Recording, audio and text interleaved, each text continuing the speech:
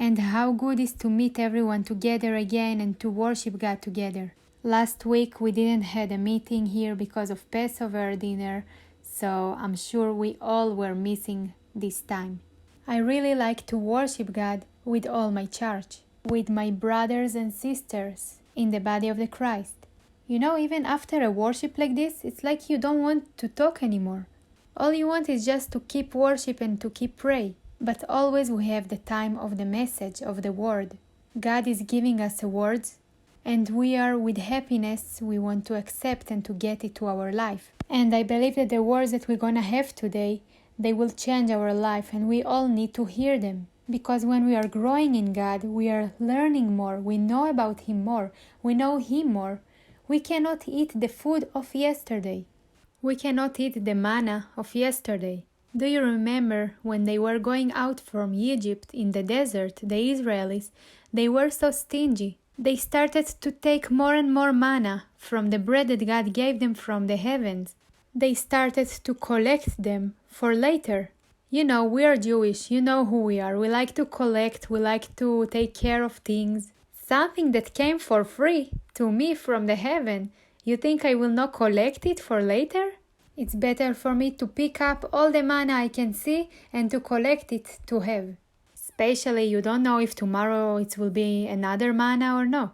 And they started to collect. And God said, stop, don't collect it. You will have every day new manna, new fresh manna from the heaven. But still they were afraid for this not to happen the day after, and they started to collect more and more. What if suddenly tomorrow God will not give us another manna? And then in this manna that they were collected, it started to be full of worms. And I think the same, people today who are living with old manna, with old messages, old revelations, they are not listening to something new that God is opening today. They doesn't have a new food from God every day. It's exactly the same manna that started already to have worms and bad animals inside. It's already old and dry and even full of mold bread that we are kept to eat every day. The old things you should leave in your past, always to go to the new. Yesterday, live for the yesterday. When we are coming to God, don't be afraid that today you will not have a new revelation. Don't be afraid that God today suddenly will not give you something new. He is loyal to us and He will always give you a new food, new messages, new revelations for every day. And many of us must to nullify the things we knew yesterday or the things we learned 10 years ago. It's good that you have some base information or some platforms, but don't hold those old teaching. God saying that to the new container He will fill a new wine. And if we are holding the old containers, the old jugs, the old teaching, God saying, I cannot fill inside you a new wine, because you will not be able to contain it. And today many people cannot listen to a new revelations, new messages of nowadays. Why they cannot contain it? Because they are old by themselves. They are an old containers. It's plowing them. They are saying, oh my God, how can I hear it? It's not for me. Who can hear to this crazy prophet or to this apostle? It doesn't matching me. Why? Because you are full of old messages. Listen, change and renew your container. Let God fill you in a new wine. Throw away all this old manna that you are containing inside yourself. It's full already in so many bags. It's so old. The worms are just bothering you. They are eating all your manna that you have, also the old and also the new that God is trying to give you. You cannot contain nothing anymore. So for us to be able to get the new messages, the new things of God, by ourselves we should start to be new. But what we like to do, we want God to give us new, and right away we are making this new to be old. We are starting to compare it. And many times we are hearing something new and we are not used to, because it's so different from what we were used to before. But today we will not talk about this. We will talk about very simple things. We like to talk about simple things, right? Okay, so our message today will call a drawn sword or open arms. And we will read together today one very interesting place in the Bible. You know, in the Bible we have many heroes.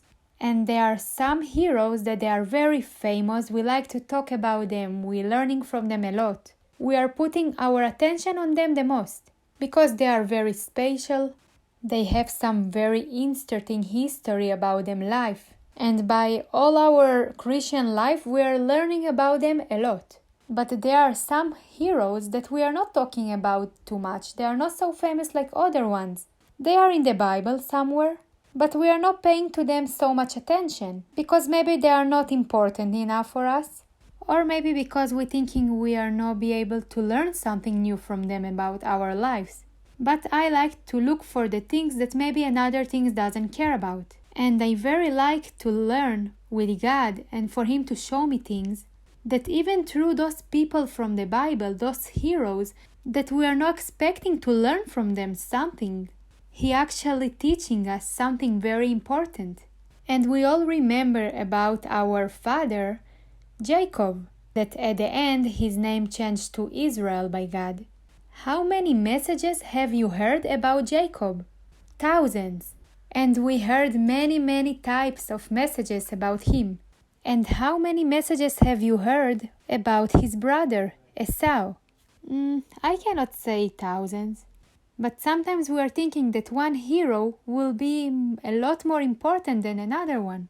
Or maybe we're thinking that we cannot learn from another one nothing. But in the Bible there is nothing and no one that God will mark or add his part in the Bible that will be there for no reason. Everything that God chose to put in the Bible, it's for a reason.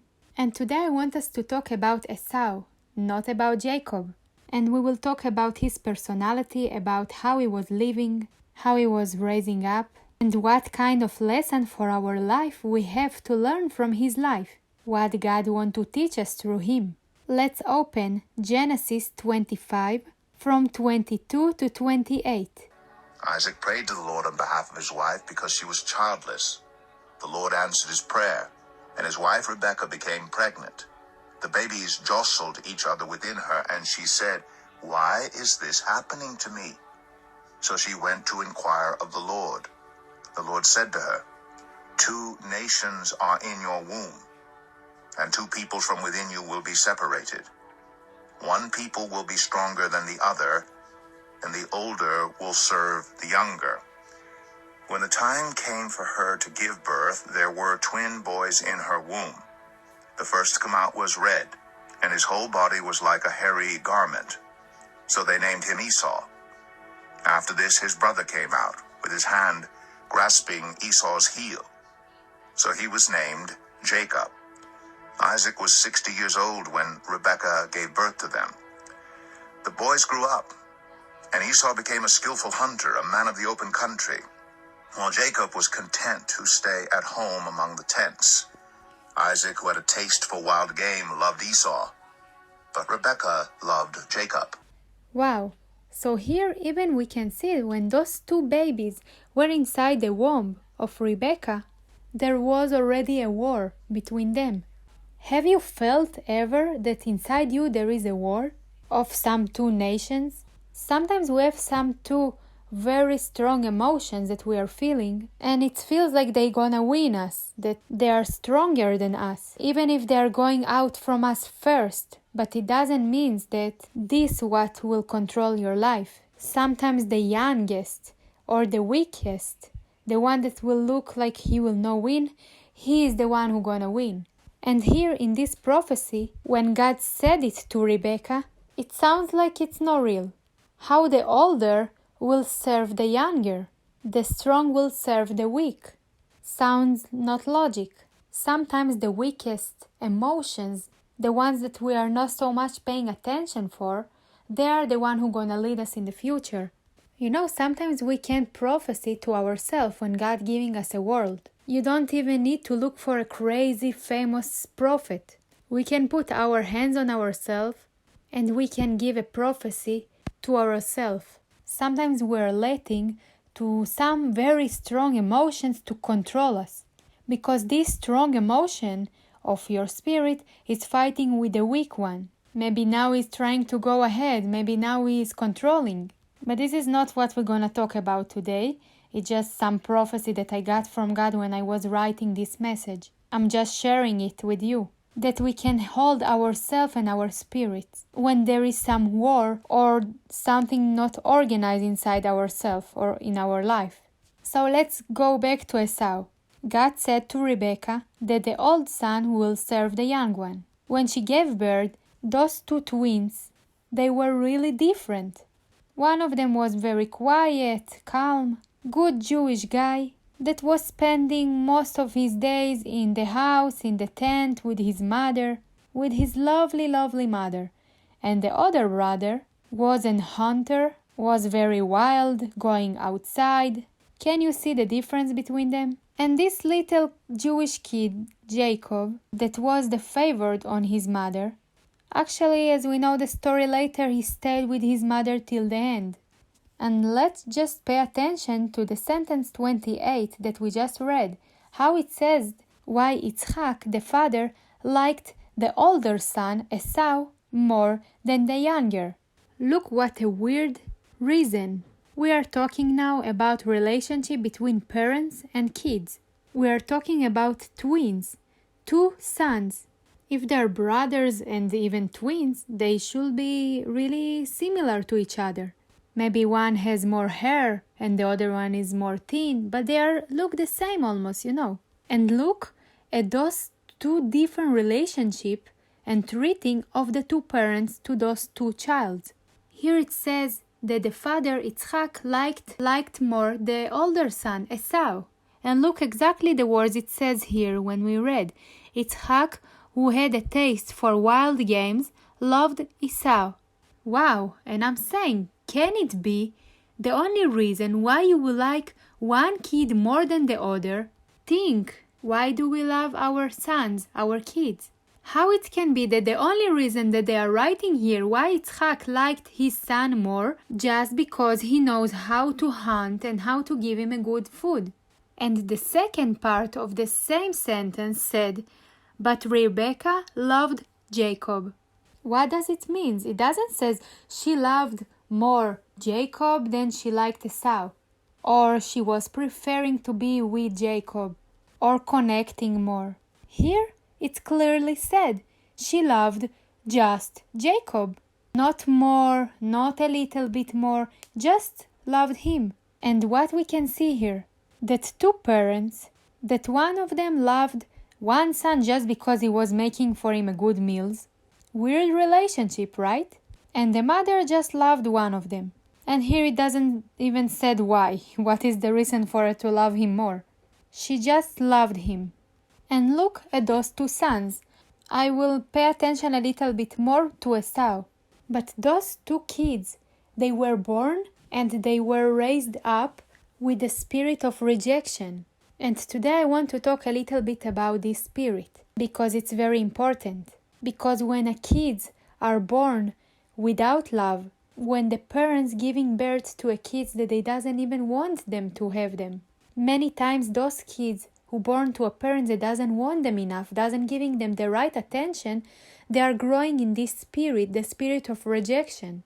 Look, here Esau, I really feel bad for him because Jacob, he was born with a mother that so loved him. Maybe even she loved him just because of the prophecy that she heard from God in the beginning. Who knows? She knew that he was called by God since the beginning. Maybe even she saw herself to get something from him more than she will get from Esau. She had maybe some of her interest here. So the spirit of rejection. The world and the society can be very hurtful for the people. Some parents bringing kids without want them to be here and then to reject them. Kids that doesn't know what is the love of the parents are raising up with pain. They are always feeling like they didn't get enough attention. There are also some parents that they are separate or divorced, and because of those processes of divorces or separation, the kids were hurtful.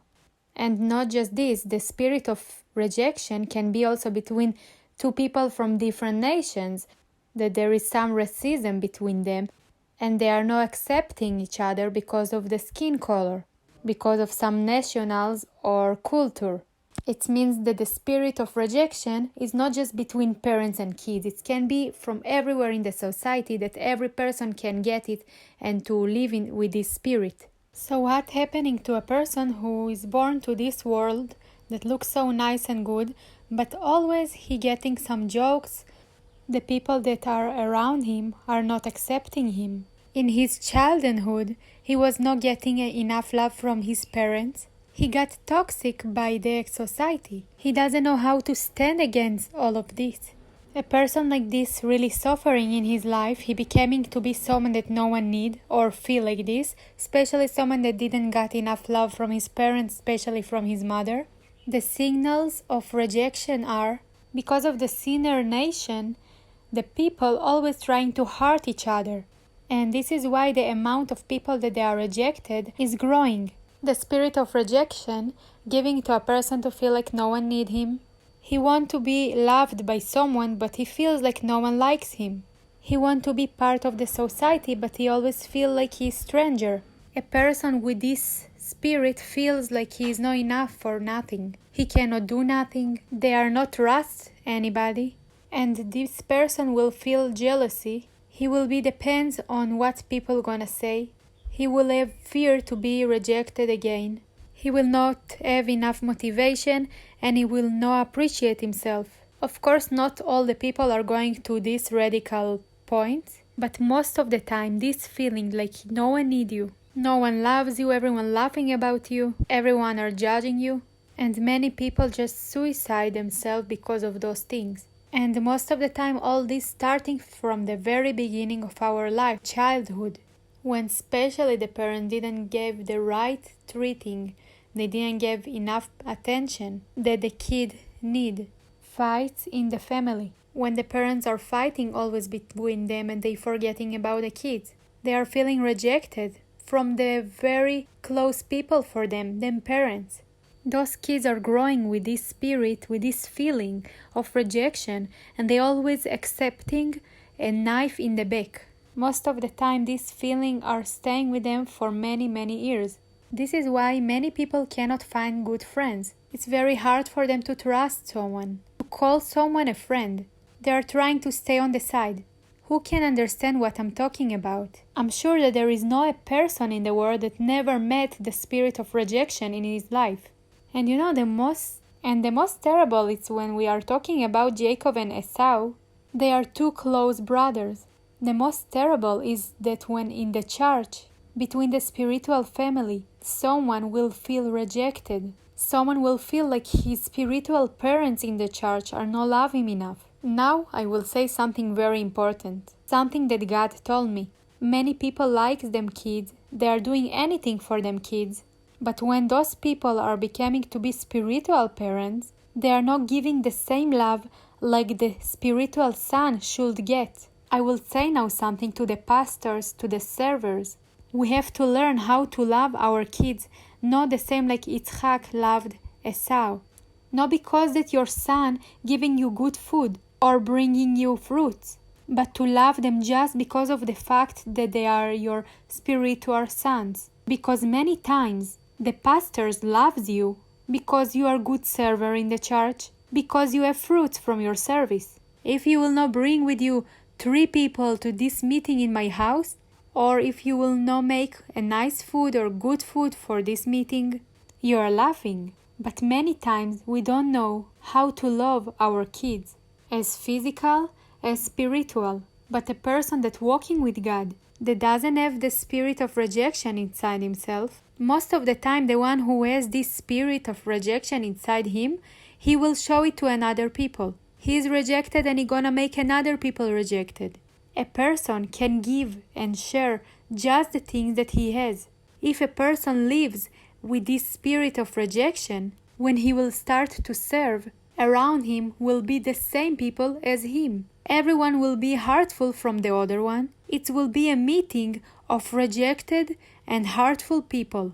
It will be a meeting that just will try how to pain each other. And you're looking at this, it's like Bet Hesda, the place that Jesus healed the person. Everyone are sick. Jesus is coming there like he went to Bethesda, the real one, and he's looking for who to heal, for who to help, because everyone there are sick and need help.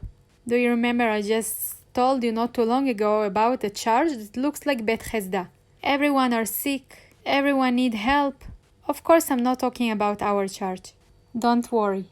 So I'm saying that the most terrible thing that a person, a server that's serving God, can have is the spirit of rejection. He has big pain inside his soul. He is hurtful. And he is also hurting people around him. Today we have to pay attention to this and to check how much we are as a parents. I'm talking now about spiritual, but you can also take it as a physical parents, whoever has kids, and those who will have in the future. If we are feeling like we have the spirit of rejection, we will see the same things that we have. And look, we cannot love one spiritual son because he has more fruits from his service, or because he is more successful. He is serving more in your church, he is bringing more people, he is doing more. It means you are dividing your sons, because you are not loving enough the people that God gave to your church. You're starting to choose who you like more. Look at Rebecca, she chooses Jacob. He is a good son, he is a good kid, he always in the house with the mother. He is listening to her. Son of mommy, golden kid. And this older son, Esau, look where he is. He's there outside, always in the wildness, always not at home. And you know that in the Bible it's also said that Esau was marrying with different kind of women, always women that the parents didn't like. You know, not Jewish women, maybe they are from bad families. And the parents were mad on him. And you know what is the most sad? That Esau was always trying to impress his father. You know, when Yitzhak was already old, he was blind. Everyone was thinking that's it, he's gonna die any moment. And he wanted to bless his old son, to give him the blessing before he is dying to the first son. We are always saying Jacob is so good son. He is the better son of them because he was so loyal. And about Esau, we are saying the opposite. We are saying how stupid this guy was. He sold his old son blessing for a soup. But actually Jacob was very sly. He knew that Esau, his older brother, is very hungry. And he is coming to him and offering him a very tasty soup. And then Esau telling him, of course, I'm so hungry, give me this, I wanna eat. And this is the moment that he was not thinking enough. And now I wanna say something to those people who are living with the spirit of rejection. Sometimes those people doesn't know how to control them emotions, and it's very easy to slide them. It's very easy to manipulate them. So the spirit of rejection is not so good spirit to live with her. It's the first thing that people should set free, because out of this spirit going out many little ranges that are destroying the life of the person and his relationship with the society around. Maybe in the family or even in the spiritual family in the church. A person with this spirit is very hard and taking everything very pain, to accept things very close to him. And you know, the feeling that Esau was living with, that his father loves him just because he knows how to make a good food for him. And when his mother doesn't showing him love. And also the brother from the side takes his oldest blessing son just for a soup that he made for him. Imagine for yourself what is the feeling that Esau living with. He is growing into this, but this is not yet where the story is finished. This story has a continue, because in the beginning he living with this spirit of rejection, and then the worst is coming. So let's read from Genesis 27, sentence 8 to 13. Now Rebekah was listening as Isaac spoke to his son Esau. When Esau left for the open country to hunt game and bring it back, Rebekah said to her son Jacob, Look, I overheard your father say to your brother Esau, Bring me some game and prepare me some tasty food to eat, so that I may give you my blessing in the presence of the Lord before I die. Now my son, listen carefully and do what I tell you. Go out to the flock and bring me 2 choice young goats, so I can prepare some tasty food for your father, just the way he likes it. Then take it to your father to eat, so that he may give you his blessing before he dies. Jacob said to Rebekah his mother, But my brother Esau is a hairy man, while I have smooth skin. What if my father touches me? I would appear to be tricking him and would bring down a curse on myself rather than a blessing. His mother said to him, My son, let the curse fall on me. Just do what I say. Go and get them for me. Mother, that she putting one son of her against the other. And you will say, oh my God, what kind of mother she is. This is Rebecca, our grandmother. 2 sons, why this treating? And you can say God told her to do it. She knew that Jacob will be a big person. Listen, God will never try no one with hate or with some bad things or tricks. He will not make no one to lie or to do such a stupid things like this. Someone can agree with me? This is not God. But someone gonna tell me, yes, but Rebecca knew that Jacob will need to get a blessing because he will have some big plans from God. She got a prophecy. But listen, God never told her you have to hate one of them, of your sons, and to love the other. All what God said was that those 2 sons will be 2 different nations, but they are both your sons. What, Abraham was hate Ismail? We never heard about this like that. He also had 2 sons, Ismail and Yitzhak, but he loves them both. The opposite, even he almost killed Yitzhak as a sacrifice and not Ismail, the one that he gave birth from the other woman. Actually, he really treated Ismail very good. And here, the treatment is terrible. Rebecca making one son to be against of his brother. Not just that she's teaching him and showing him how to lie. She also saying to him, I will make everything, don't worry. Jacob telling her, listen, mother, you're gonna put on me a curse, not a blessing here, I'm afraid. And then she's saying the words. She's saying that this curse, if you will get, it will be on me. Scary words.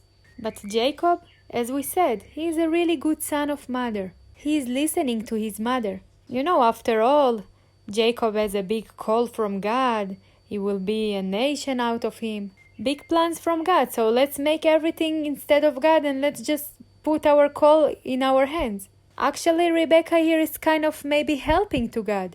But believe me, Jacob was going into his plan, into his mission and call from God also without those lies. God had another ways of putting him to be the blessed brother, to bring him to the position that he needed to be. But we like to help to God. Maybe God will not succeed to put me in my mission. Maybe God will not take his promise to come true. Maybe those prophetic words are not existed anymore. After all, look at Esau. He is a big brother. He is bigger than me. He is stronger. Maybe God changed his mind. Listen, prophetic words from God is a prophetic words from God. God knows the ways that you should go. He knows how to lead you to the right place. Each of us to our promised land. The missions and the plans that he put us to be. But Rebecca chose to go in her way. She even cooked the best food that she could do. So she actually doing a big job here. Planning everything, cooking, telling to Jacob exactly what to do and when. And look how easy it's to be even lied by the people that they are the most close to us.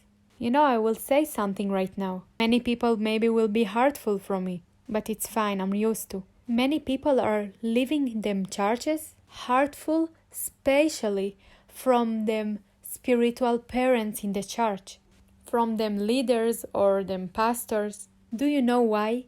Because sometimes the behavior of some spiritual parents is very similar to the behavior of Rebecca. Because one son we are raising up, he is a good server, he has a big call and mission. He has many spiritual gifts. And this other son, who cares? He doesn't do nothing. He doesn't know how to serve. He is not like the cool one. Listen, Rebecca's, they are all your sons. You never can divide like this. Maybe one of them has one call and the other one has another mission. But you cannot treat them so different. You cannot treat some sons so bad and to show them that you don't need them. It's the most low thing that a parent, spiritual, can do to the son. To show them and to treat them like strangers. And also if there is a family. And in the family sometimes there are few kids.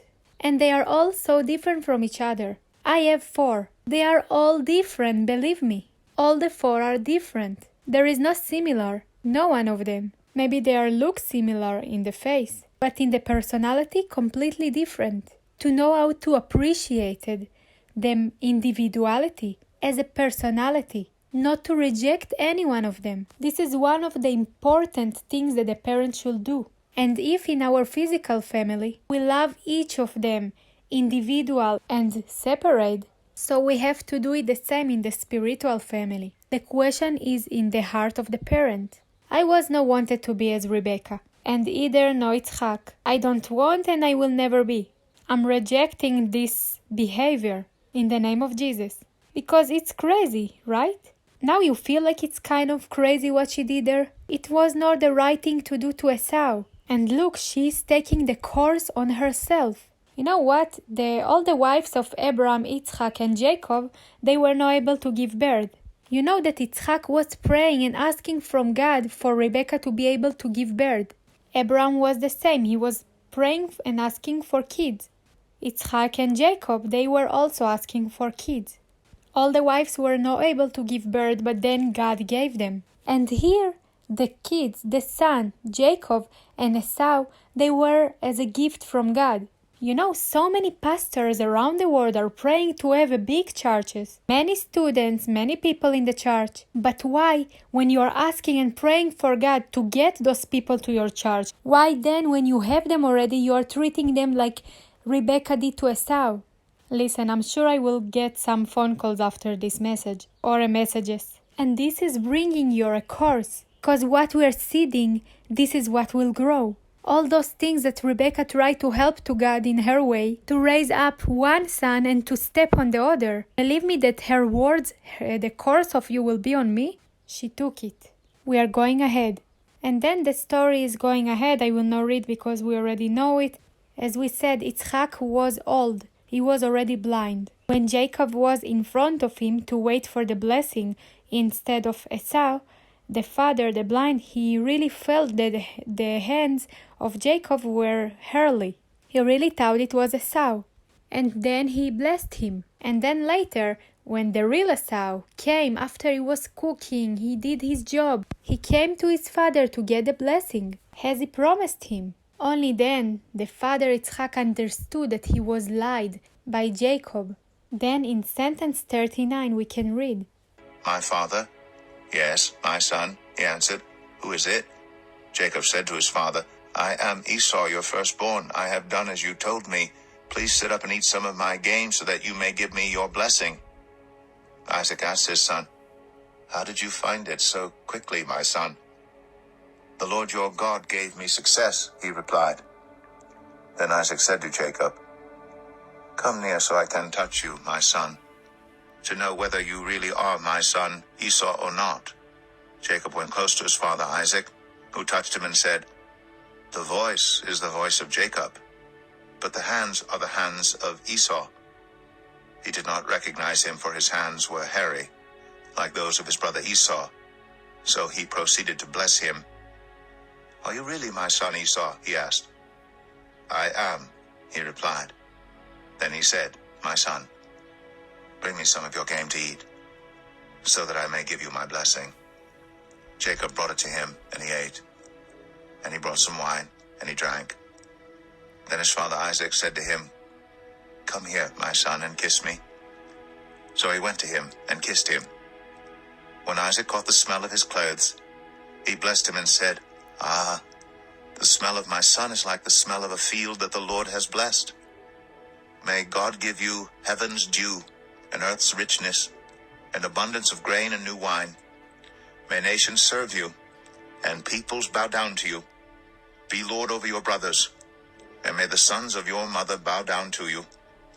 May those who curse you be cursed, and those who bless you be blessed. After Isaac finished blessing him, and Jacob had scarcely left his father's presence, his brother Esau came in from hunting. He too prepared some tasty food and brought it to his father. Then he said to him, My father, please sit up and eat some of my game so that you may give me your blessing. His father Isaac asked him, Who are you? I am your son, he answered, your firstborn, Esau.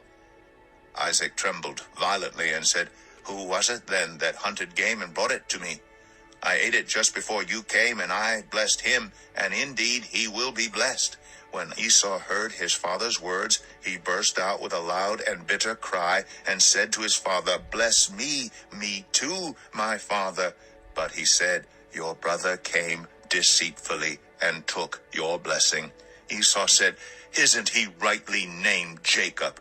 This is the second time he has taken advantage of me. He took my birthright, and now he's taken my blessing." Then he asked, "Haven't you reserved any blessing for me?" Isaac answered Esau, "I have made him lord over you, and have made all his relatives his servants, and I have sustained him with grain and new wine. So what can I possibly do for you, my son?" Esau said to his father, "Do you have only one blessing, my father? Bless me too, my father." Then Esau wept aloud. His father Isaac answered him, "Your dwelling will be away from the earth's richness, away from the dew of heaven above. You will live by the sword, and you will serve your brother. But when you grow restless, you will throw his yoke from off your neck." Esau held a grudge against Jacob because of the blessing his father had given him. He said to himself, "The days of mourning for my father are near. Then I will kill my brother Jacob." What bringing the hate to the church? Tell me what you think. What bringing in hate between brothers, competition between brothers in the family?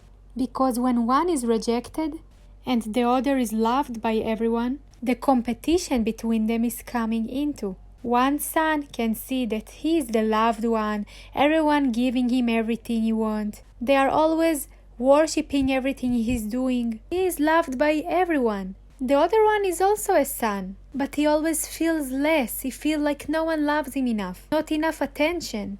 And in the church it's happening the same. When the parents are not right, the pastors, the same like Rebecca.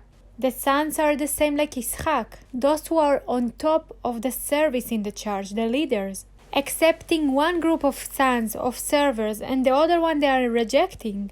This server in the church has a lot of gifts from God, let's praise him. The other one doesn't have enough, he doesn't bring enough fruits for the church. To this one I will help, and to the other one I will reject and to step on him. What is happening after? I understand that there is a moment when Esau is coming after he did all the things he was supposed to do with the cooking and everything. He came and he understood that there is no more blessing for him, but he asking his father, "Father, bless me too." We cannot be stingy about our blessings. When someone asking us to bless them, first of all, we need to understand what is actually to bless. A spiritual parent, a father or a mother, a pastor, when he's blessing, we need to understand this, that the blessing of spiritual parents is very important. Many years before, no one was getting married without the blessing of the parents on this new relationship. By the parents, by the mother or the father. It was very important for the parents to bless this marriage. But when the parents were against, many of the kids were not married after this. Of course, I'm not talking about our generation, it's already another times, modern. Who cares about what the parents will say? It's my choice. I wanna marry her and I don't care what anyone will say. This generation. The parents will bless, will not bless. It doesn't matter.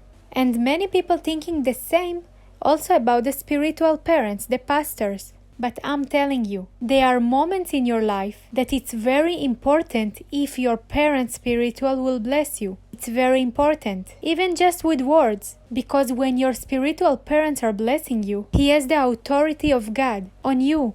And it's normal when you are coming to ask for blessing from your spiritual parent.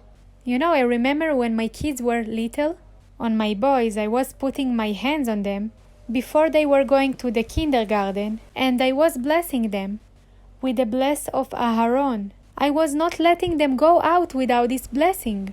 David can say he remembered it. He was even going with kippah on the head. They were going to a religion kindergarten. He is with all the symbols of Judaism on him, the kippah, the tzitzit, and I'm putting my hands on him and praying in the name of Jesus, for him to bring Jesus more to this kindergarten. For me it was very important. for my kids really to study about the Judaism. I was also going to a school of the religion, And for me it was very important also for my kids to learn it, to go to a school like this, for them to teach them. School and kindergarten. But in one moment after many years, God told me to take them out from those schools.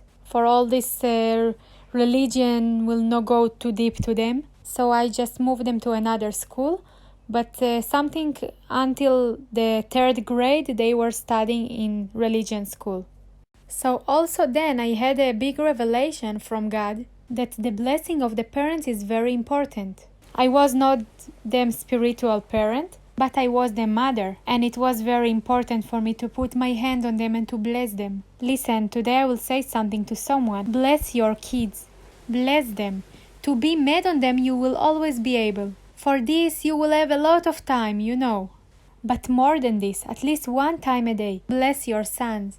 Just say, God bless you. He will give you peace and He will lead you to everywhere. Those are not just words. Believe me, you putting inside him the whole word of God with those words. You don't even understand. Okay, a person just blessing and blessing. But actually with the time he will see the fruits. So we are as a parent should know and to learn it. The kids have to learn also to come by themselves to the parents and to ask for the blessing. To cry for it. Bless me, Pastor. It's a normal asking. People are coming to me and asking, Pastor, bless me. For the travel I will do. I'm flying to somewhere, so bless me. They are coming to me and I'm blessing them. Depend what. There are some situations that I'm saying them, wait with the blessing. Let's first talk about the situation and let's see what is going on here.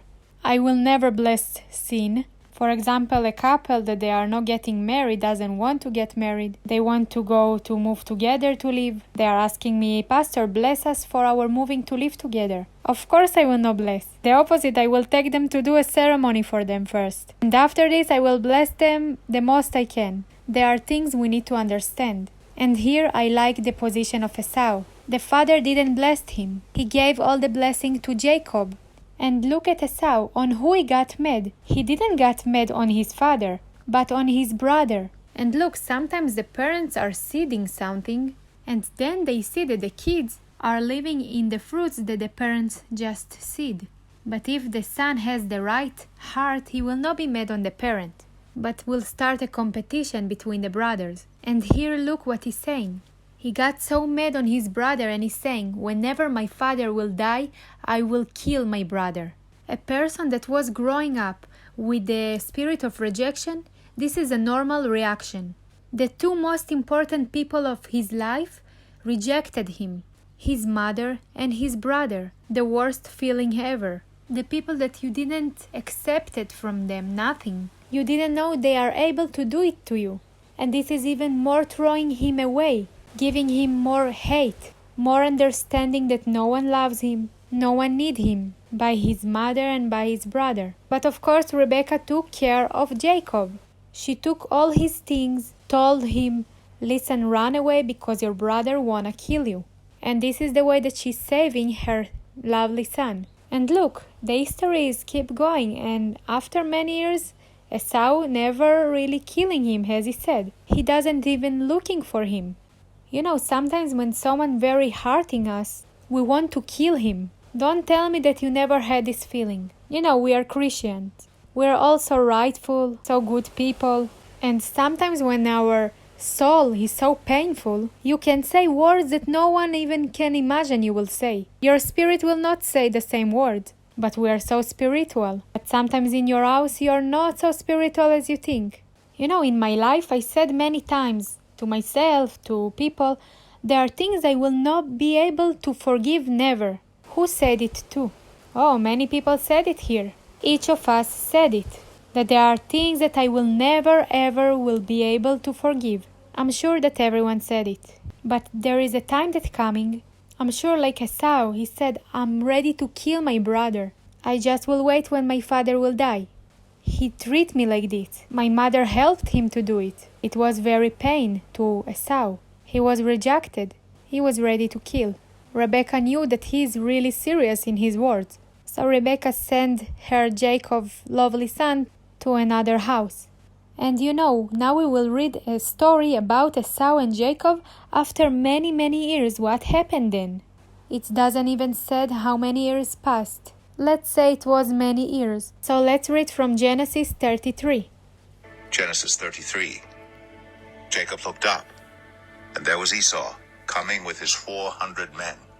So he divided the children among Leah, Rachel, and the 2 female servants. He put the female servants and their children in front, Leah and her children next, and Rachel and Joseph in the rear. He himself went on ahead and bowed down to the ground 7 times as he approached his brother. But Esau ran to meet Jacob and embraced him. He threw his arms around his neck and kissed him, and they wept. Then Esau looked up and saw the women and children. "Who are these with you?" he asked.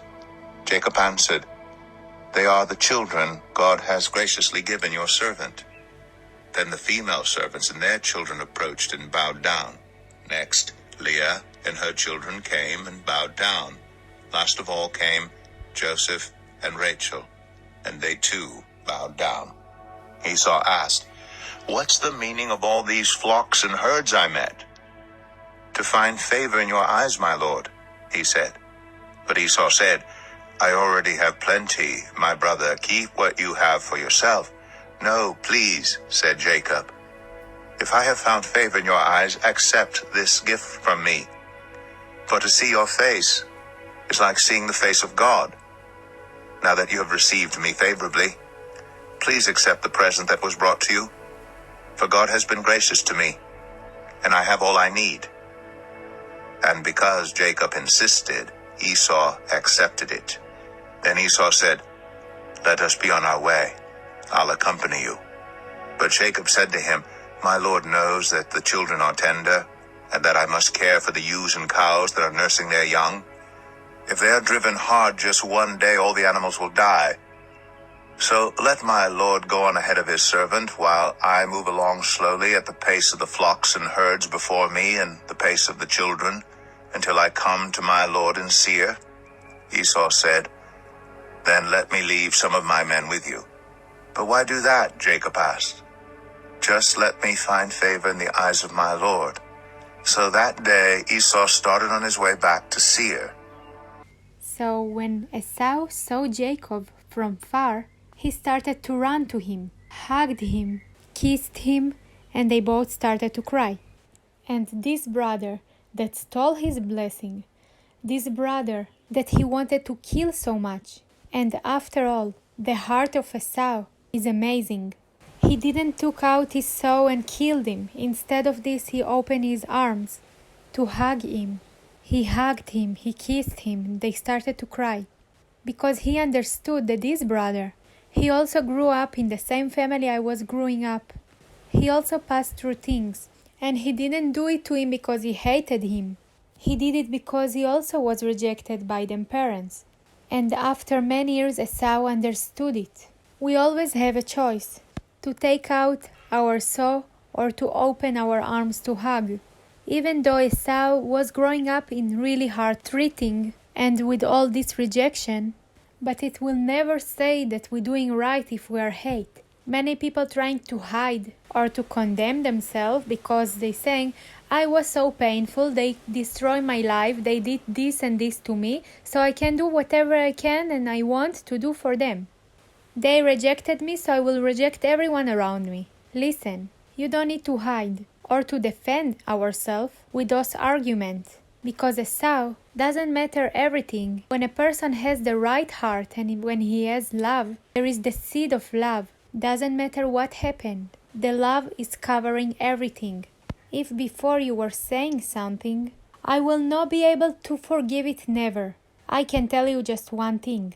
Back then, Esau also thought he wanna kill his brother, that he will never forgive to his brother. But at the moment when they met, he started to hug him instead of killing him. Never say never, because sometimes we are looking at people and we are judging them. How can you forgive to this? Before you judging someone, wear his shoes on you and try to walk with them. We will never understand that the love is covering everything and is forgiving. There are things that we put to ourselves. We said, this is we can't forgive, this is no. But actually a person that living with the heart of Esau can forgive even to the most hard thing. The question is your choice. Listen, here Esau could kill him so good with all those servers, with all this army that was behind him. It was too easy for him. He could kill all his family. Jacob was really scared. He knew his brother. He is a really hot person. Jacob knew what he did to his brother. And his mother is not next to him anymore. She died already. To protect him. The mother cannot anymore invent for him some plan B. Sometimes someone is influencing on our choices. Sometimes it can be even your mother. Maybe you could act different. Or you didn't want to do it, but someone put you to do it. Someone changed your mind and made you do something you don't want. Listen, there are people that are influencing on you right, for your good. But there are people also, even spiritual people, that influencing on you wrong. We can see it by our acts, by the relationship. Because by the relationship between people in the family or in the church, we can see the heart of the people. Because a good person around him, there are people, they want to come close to him, they want to be with him. From this person there is a good light. You can see how good heart he is. You want to be next to him. His love, his happiness. But there are people that you don't want even to pass by them. You want to maybe circle them 7 times, but not to pass by them. For example, you're going to this door, you want to go from another door. Why? What is wrong with him? You can feel his rejection, his hate. Maybe he is hugging you, but you feel his hate inside. Listen, Jesus said, if you want someone to behave to you good, first behave to them good. They will treat you as you treating them. And in this story, I even like Esau more. Even with all those things, pain and hurtful that he passed through, he was able to forgive the things that many people were not able to do. I know people until today, their parents already died, and those people still remember all those pain things that their parents did for them. And I'm saying it's a big problem, because we cannot forgive things, even to people that died already. They are not in this land anymore. But we are still remember how his mother was making him pain when he was a child. How bad words my father was telling me when I was so young. Listen, it's your choice if to live in rejection or no. To hold this on your shoulder until your last day, or to be like Esau, that opening his arm to hug instead of killing. On what I pay attention? When we are talking about something that's very pain for us, our words are like saw. When we are talking, it's cutting. Very strong words. The saws are inside our words. Even a person that's sharing how they painful for him in the childhood, what they did to him, you can see his lips like a saw, his tongue talking words with saw. And many people are saying, I cannot forgive, I cannot let it out from me, I cannot forgive and to forget about this. But I know just one thing. Esau didn't have an encounter. He didn't have this service that we have today.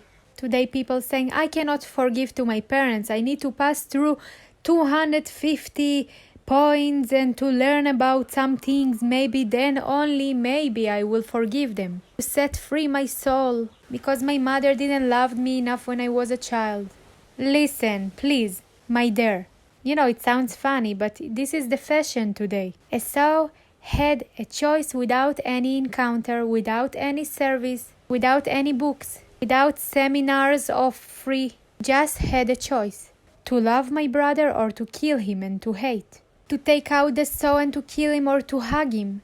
And if in this story was another ending when Esau was killing Jacob, many of us were just saying, Jacob deserved it. He did the right thing. He killed his brother because he did a bad thing to him.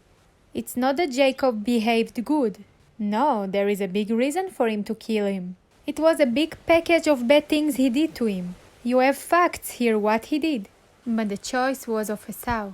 And when a person deciding to live in rejection with his spirit, he always will be a victim.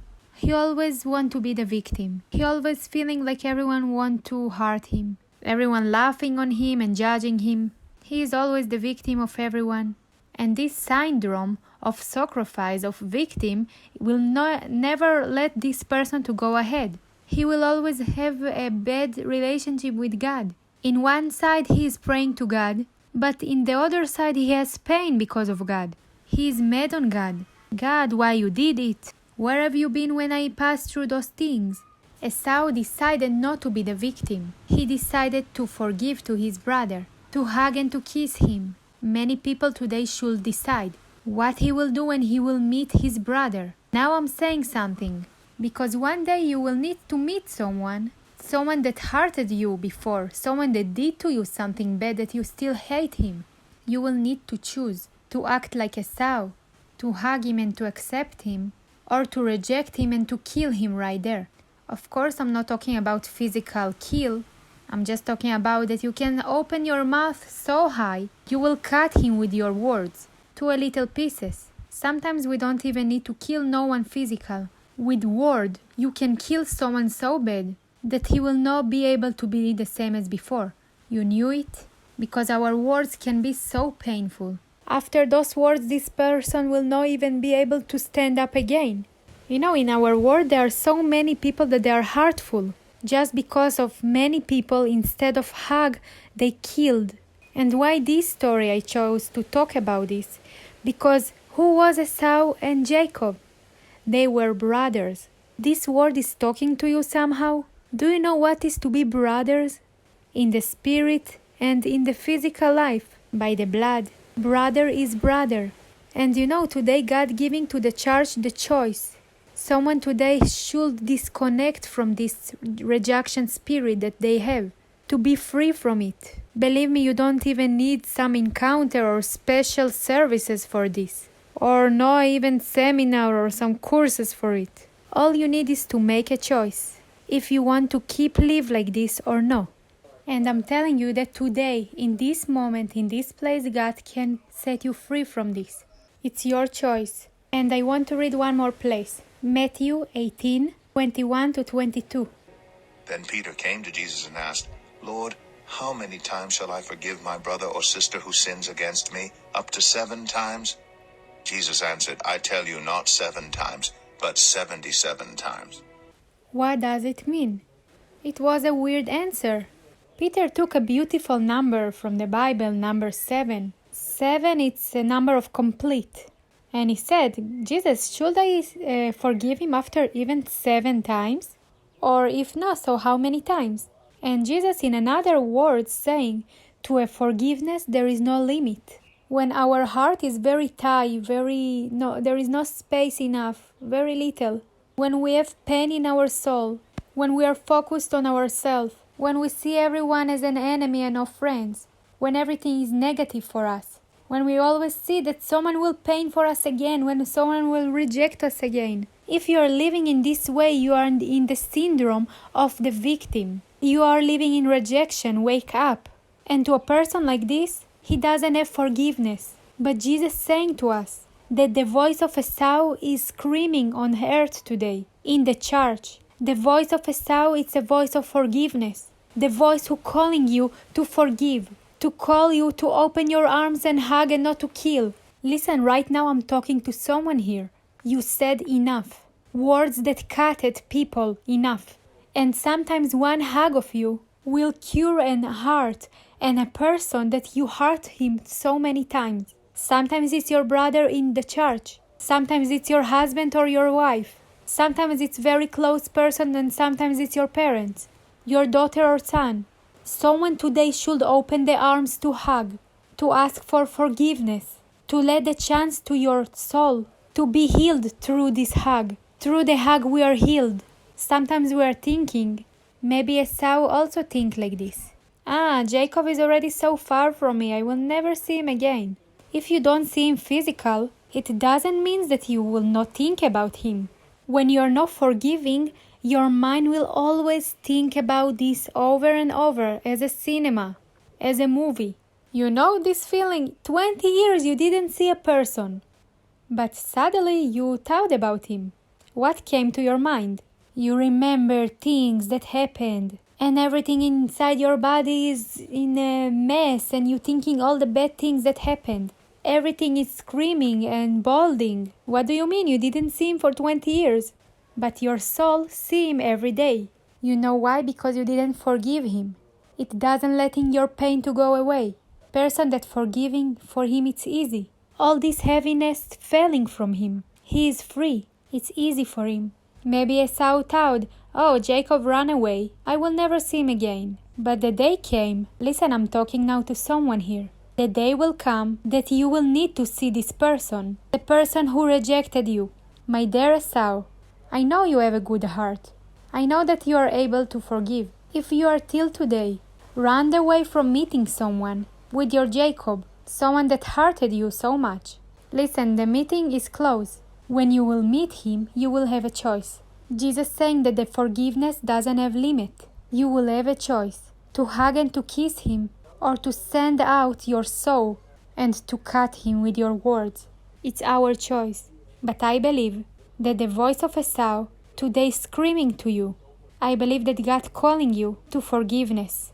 Because we are limited ourselves. To this I will forgive and to this I will no. You programmed a plan for yourself. Some things you can do and some things you cannot. Who told you? You limited yourself. If you are saying, I want to be like Jesus, I want to be like you, Lord, so take the example of the forgiveness from him. He has no limited. Those who rejected Jesus, those who spit on him. Jesus said, God forgive him, they doesn't know what they're doing.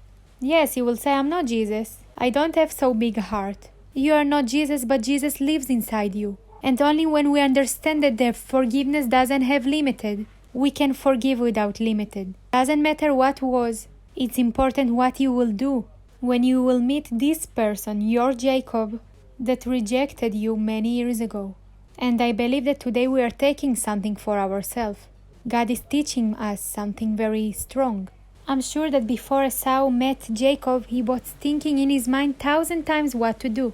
Maybe he thought what bad words he gonna tell him. I will take the saw out and I will kill him and I will take his head away. Those people who passed through rejection and pain like this, they know, they thought so many times, 1,000 times about those meetings with those people who rejected him. Wow, I will say this and I will tell him this. I will shoot on him with my words. But actually, when Esau saw his brother, he ran to him. He hugged him. He kissed him. They started to cry. Tears of forgiveness and love. Today God giving us this example, Esau. It doesn't matter what he went through, what he lived through, the rejection, but he was able to forgive. Doesn't matter what happened to you. You cannot think about this anymore, what people reject you. It's not the reason for you not to learn how to forgive. Jesus talking to you today. I want to lead you to the way what was Esau, because you will need to meet with someone who rejected you, the person who gave you many pain. You will need to meet him face to face. God telling you, I'm expecting from you that you will be like Esau, you will act like him, forgiveness, hug him. You will not take out your soul and kill him. When they came to arrest Jesus, Peter took the saw and he took out the ear of one of the servants. Jesus said, put the saw on the place. Hide your soul. Your words can kill someone, or your arms can restart the life of someone to forgiveness and to help him. I'm asking from the Holy Spirit to come here today. Each of us.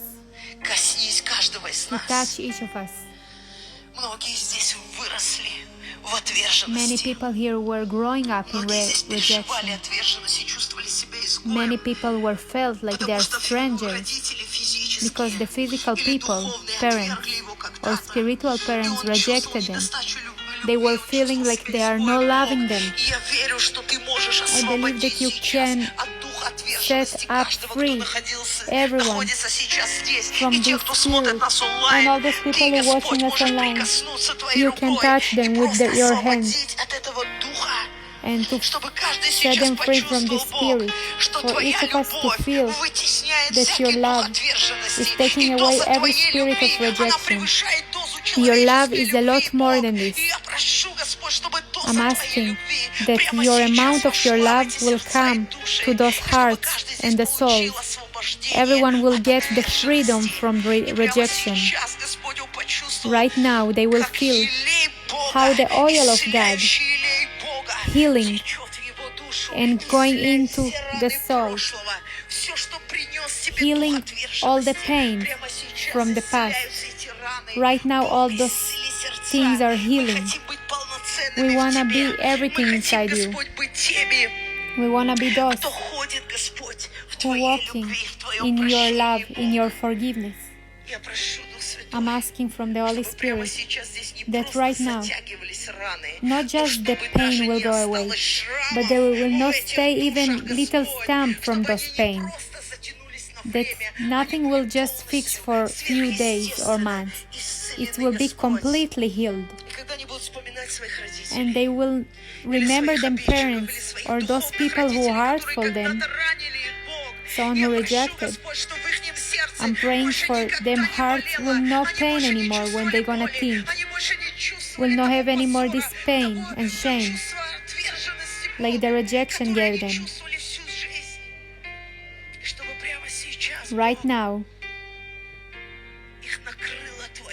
the love of you will cover everyone here. Cover with your Father love. For each will feel how you love them, how everyone needs them, how we need them here. He needs to them parents. Those people who are living with you and working with you, they need you. Just say, God, I know that they need me on this land. You need me. My friends need me. Just say it right now. I'm a needed person. Don't say anymore. The Holy Spirit talking to someone. Don't say, no one loves me. Don't say it never. Never. That no one needs you. Don't say it anymore. God's saying, I need you. You need, this church needs you. As a pastor, I'm telling you, I need you here.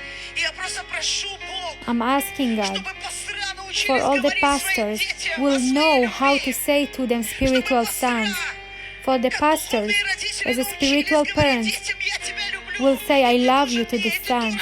I need you, I appreciate you. God teach the spiritual parents to talk with the tongue of love. Teach those spiritual parents to hug the spiritual sons. Teach them how not to separate who is Jacob, who is Esau. Forgive them. Forgive those spiritual parents who were rejected sons, who never hugged them, that never even know the number of phone of them, that doesn't even know what is going on in their life. God, I'm asking that in the body of the Christ will know any more pastors or spiritual parents like Rebecca. Raise up those parents that know how to bless them sons, that doesn't separate the church to good and no good. Everyone belongs to you, to sons of God. Everything you appreciate is expensive for me. Teach us how to appreciate relationship. I'm praying for new relationship between people and between parents, spiritual and sons, for the kids to appreciate, and the father will appreciate the son in the church.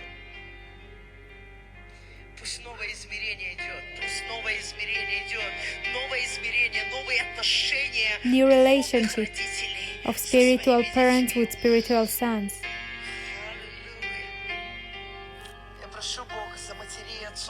I'm asking for parents who have sons that they love more, or kids that they doesn't giving him the same treating. Let it change right now. Let it not to be competition between brothers anymore. I'm asking for freedom from this spirit of competition, also in the church, to separate, to destroy this spirit of rejection. Take us to your love. When everyone feel like they need him, like the brother needs him, like everyone needs him, and God loves him. Let everyone to feel in the church like he's in the house of God, between favored and loved brothers.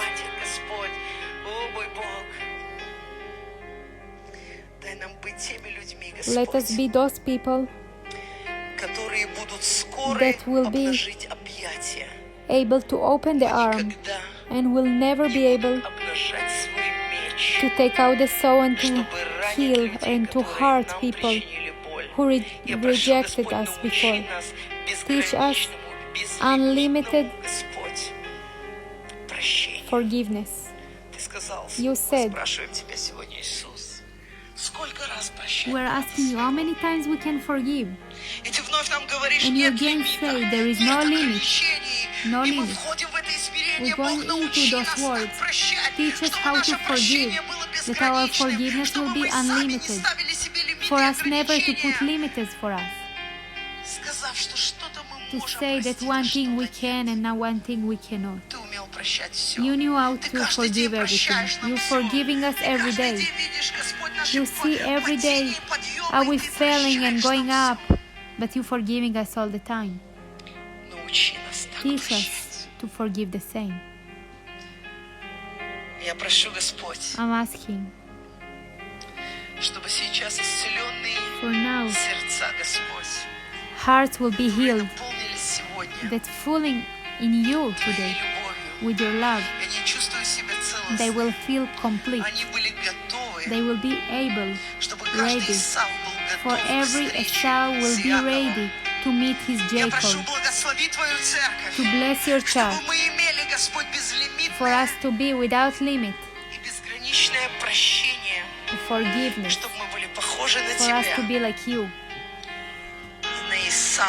and on Esau, that knows how to hug today his brother. Bless your church. We're taking this word, those messages. We don't want just to live in this today. We want to take it to our future. We don't know what is waiting for us tomorrow. We don't know with who we're going to meet tomorrow. With what we will need to have to deal with. Let us to be ready to hug. Let us to multiply and to open our arms for each person as you, praying for those people who treated you bad. You said, forgive them, they don't know what they're doing. And with those words, you hug them. You showed that there is no limit to your forgiveness. Teach us how to love like this, Jesus. We want to be like you. Teach us how to love like this. I'm blessed. I'm thankful that you're bringing ourselves to another level. You're taking us to another level. Praise the Lord. You're already in a new level. You are not in the sour water. You are in sweet water. When Israel went into the desert and passed through the ocean, they met with the problem of bitter water, but you made it sweet. Now it's the time of the bitter water, rejection, hateness. With all this water, it will make as a sweet water that you will be able to live,